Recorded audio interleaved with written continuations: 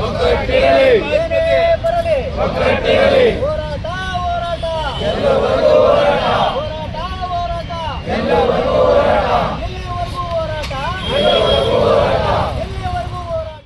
ಪೌರ ನೌಕರರನ್ನು ಸರ್ಕಾರಿ ನೌಕರರೆಂದು ಪರಿಗಣಿಸಿ ರಾಜ್ಯ ಪೌರ ನೌಕರರ ಸಂಘದ ತಾಲೂಕು ಅಧ್ಯಕ್ಷ ಚಂದ್ರು ಬೆಂಗಳೂರು ಹೊರವಲಯ ನೆಲಮಂಗಲ ನಗರದ ನಗರಸಭೆ ಕಾರ್ಯಾಲಯದ ಮುಂಭಾಗದಲ್ಲಿ ಗುರುವಾರ ಬೆಳಗ್ಗೆ ಜಮಾವಣೆಗೊಂಡು ಕಾರ್ಯಕರ್ತರು ಹಾಗೂ ನೌಕರರು ಪ್ರತಿಭಟನೆಯಲ್ಲಿ ಭಾಗವಹಿಸಿ ಘೋಷಣೆ ಕೂಗಿದರು.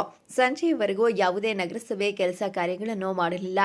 ರಾಜ್ಯದ ಸ್ಥಳೀಯ ಸಂಸ್ಥೆಗಳಾದ ಮಹಾನಗರ ಪಾಲಿಕೆ, ನಗರಸಭೆ, ಪುರಸಭೆ, ಪಟ್ಟಣ ಪಂಚಾಯಿತಿಗಳ ಪೌರ ನೌಕರರನ್ನು ರಾಜ್ಯ ಸರ್ಕಾರಿ ನೌಕರರೆಂದು ಪರಿಗಣಿಸುವುದು ಸೇರಿದಂತೆ ವಿವಿಧ ಬೇಡಿಕೆಗಳನ್ನು ಈಡೇರಿಸಬೇಕೆಂದು ಒತ್ತಾಯಿಸಿದರು.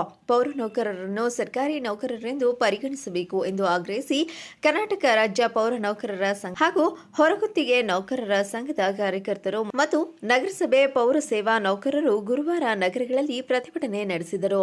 ನಂತರ ಮಾಧ್ಯಮದ ಜೊತೆ ಮಾತನಾಡಿದ ರಾಜ್ಯ ಪೌರ ನೌಕರರ ಸಂಘದ ತಾಲೂಕು ಅಧ್ಯಕ್ಷ ಚಂದ್ರು ಮಾತನಾಡಿ, ಪೌರ ನೌಕರರ ಸಂಘದ ಕಾರ್ಯಕಾರಿಣಿ ಸಭೆಯಲ್ಲಿ ಹಲವು ಬೇಡಿಕೆಗಳ ಈಡೇರಿಕೆಗಾಗಿ ಒತ್ತಾಯಿಸಿ ನಿರ್ಣಯಗಳನ್ನು ಕೈಗೊಂಡು ಸರ್ಕಾರಕ್ಕೆ ಸಲ್ಲಿಸಲಾಗಿತ್ತು. ಮನವಿ ಸಲ್ಲಿಸಿ 45 ದಿನಗಳಾದರೂ ಸರ್ಕಾರ ಯಾವುದೇ ಕ್ರಮ ಕೈಗೊಂಡಿಲ್ಲ. ಹಾಗಾಗಿ ಕಾರಣ ಪ್ರತಿಭಟನೆ ಅನಿವಾರ್ಯವಾಗಿದೆ ಎಂದು ಕಿಡಿಕಾರಿದರು. ಮತ್ತು ರಾಜ್ಯದಲ್ಲಿ ಕರ್ತವ್ಯ ನಿರ್ವಹಿಸುತ್ತಿರುವ ಎಲ್ಲಾ ಪಾಲಿಕೆ, ನಗರ ಹಾಗೂ ಪುರಸಭೆಗಳ ಎಲ್ಲಾ ನೌಕರರನ್ನು ಸರ್ಕಾರಿ ನೌಕರರೆಂದು ಪರಿಗಣಿಸಿ ಜ್ಯೋತಿ ಸಂಜೀವಿನಿ, ಕೆಜಿಐಡಿ ಹಾಗೂ ಇತರೆ ಸೌಲಭ್ಯಗಳನ್ನು ನೀಡಬೇಕು ಎಂದರು.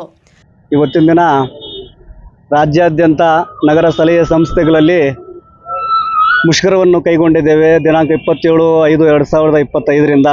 ಕಾರಣ ಇಷ್ಟೇ, ಸುಮಾರು 25 ವರ್ಷಗಳಿಂದ ಸೇವೆ ಸಲ್ಲಿಸ್ತಾ ಬಂದಿರತಕ್ಕಂಥ ನಮ್ಮ ಸ್ಥಳೀಯ ಸಂಸ್ಥೆಗಳಲ್ಲಿ ಚಾಲಕರು ಇರ್ಬೋದು, ಪೌರ ಕಾರ್ಮಿಕರು ಇರ್ಬೋದು ಮತ್ತು ನೀರು ಸರಬರಾಜು ಸಹಾಯಕರು ಇರ್ಬೋದು, ಇವರಿಗೆಲ್ಲರಿಗೆ ಹೊರಗುತ್ತಿಗೆ ಪದ್ಧತಿಯನ್ನು ರದ್ದು ಮಾಡಿ ಅನ್ನುವಂಥದ್ದು ಒಂದು ಪ್ರಮುಖವಾದಂಥ ಬೇಡಿಕೆ.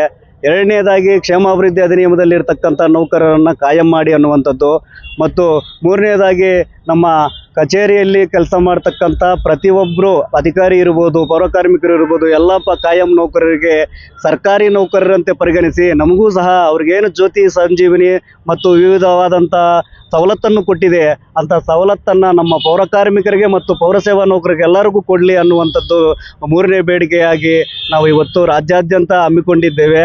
ಹಾಗಾಗಿ ಇಲ್ಲಿ ನೆಲಮಂಗಲದಲ್ಲೂ ಸಹ ನಾವು 3 ದಿನದಿಂದ ಮುಷ್ಕರವನ್ನು ಓಡ್ತಾ ಇದ್ದೀವಿ ಸರ್. ಮೊಹಮ್ಮದ್ ಅಲೀಂ, ಚಾಮುಂಡಿ ನ್ಯೂಸ್, ನೆಲಮಂಗಲ.